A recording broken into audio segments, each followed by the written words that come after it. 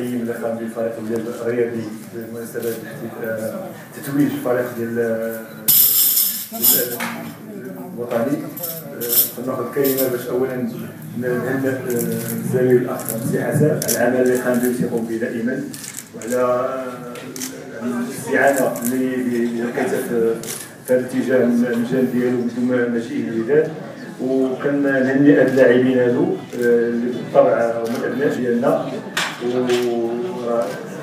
ونقولوا الرجوع ديالهم حنايا اون ديجا ديكوفير لا من الناحيه البدنيه ولا التقنيه جاهزين، اللي تيبقى لهم شويه ديال الصبر ديال العمل.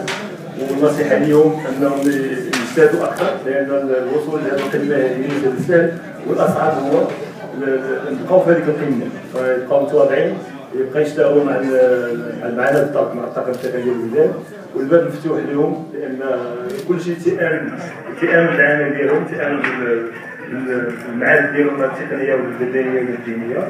ومرحبا بكم في الفرق ديالكم والبلاصه موجوده ان شاء الله.